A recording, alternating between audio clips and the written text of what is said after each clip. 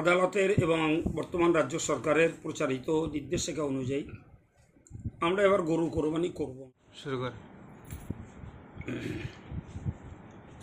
আসসালামু আলাইকুম রহমতুল্লাহ বারাকাতু। সুপ্রিয় মুসলিম ভাতৃবৃন্দ, দূরে কাছে যারা যেখানে রয়েছেন এবং আমার এই প্রোগ্রাম শুনছেন বা শুনবেন, আপনারা জানেন, হয়তো বা নাও জানতে পারেন, আমরা আজকের অল ইন্ডিয়া সুন্নত জামাতের পক্ষ থেকে প্রচার দিয়েই বিভিন্ন আলেম এবং ইমাম তৎসহ সাধারণ দায়িত্বশীল ভাইদেরকে এবং মাদ্রাসার অনেক কর্তৃপক্ষকে ডেকেছিলাম।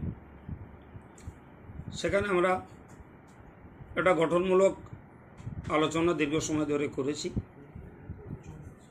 তো এই মুহূর্তে যে কথাটি আমি আপনাদের কাছে প্রচার দিচ্ছি অল ইন্ডিয়া সুন্নত জামাতের পক্ষ থেকে, আমাদের সিদ্ধান্ত দেশের আদালতের এবং বর্তমান রাজ্য সরকারের প্রচারিত নির্দেশিকা অনুযায়ী আমরা এবার গরু কোরবানি করব না। এরপরে যদি নতুন কোনো নির্দেশিকা আসেও, তাও আমি মুসলিম ভাতৃবৃন্দকে বলবো, আপনারা গরু কোরবানির পথে কেউ যাবেন না। গরু আমরা এবার কোরবানি করব না। ছাগল কোরবানির উপরে নিষেধাজ্ঞা জারি নেই, ফলে ছাগল কোরবানি করতে চাইলে করবেন।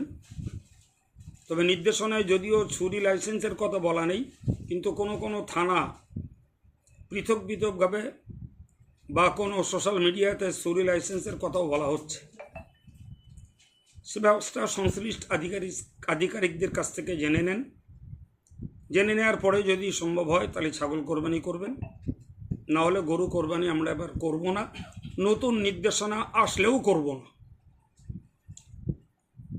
তবে যারা গরু কিনেছেন তাদের জন্য দুটি পথ।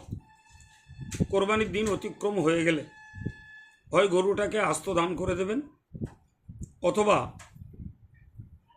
তার মূল্য দান করে দেবেন। আর এছাড়া যারা গরু কেনেননি, নতুন করে কিনতে যাবেন না। সম্ভব হলে ছাগল কিনুন, তবে ছুরি লাইসেন্সের ব্যাপারটা ভালো করে জেনে বুঝে এই কাজ করুন। সার কথা, আমরা আইনের আওতায় কেউ ধরা না পড়ি, এ ব্যাপারে আমি সবাইকে আমাদের পক্ষ থেকে সতর্ক করছি। সবাই সতর্ক হয়ে কাজ করুন এবং বলবো সবাই ধৈর্যের পরিচয় দেন, আবেগে ভাসবেন না। এবং এই প্রসঙ্গে বিশেষ আরেকটা বার্তা দেব, মুসলিম জনসাধারণ ঈদ উপলক্ষে অনেকেই বেড়াতে যান বিভিন্ন ট্যুরিস্ট স্পটে, যেখানে দেখা যায় 500 টাকার একটা ঘর ভাড়া 5000 টাকা নেয়। আল্লাহর হস্তে আপনারা ছেলেদেরকে এই দেশের অস্থির পরিস্থিতিতে ঘরের বাইরে যেতে দেবেন না। তাতে নিরাপদে থাকবেন, শান্তিতে থাকবেন, নিশ্চিন্তে থাকবেন। এদিকটাও আপনাদের কাছে আমাদের একান্তভাবে দাবি রইল। বাকি কোনো বিষয়ে আপনারা উত্তপ্ত হবেন না, ধৈর্যের পরিচয় দেন এবং আল্লাহর প্রতি বেশি করে আস্থা রাখুন। কোনো বিষয়ে হতাশ আর নিরাশ হবেন না। মনে রাখবেন, ইসলাম যেমন বিধান দিয়েছে, তেমন পরিস্থিতির পরিপ্রেক্ষিতে ইসলামের সরল রাস্তাও রয়েছে। রাসূলুল্লাহ নিজে বলেছেন, আদ-দীন ইউসরুন, ধর্ম সহজ। কিন্তু আমরা নিজেরা না বুঝে ওটা কঠিন করে নেব না, পরিস্থিতির পরিপ্রেক্ষিতে সহজ চাই নেব। এ প্রসঙ্গে আমাদের বলার, আপনারা জানেন এবার ক্যালেন্ডার বা বিভিন্ন সন্তিথিতে 27শে মে বুধবার ঈদ ঘোষিত ছিল, কিন্তু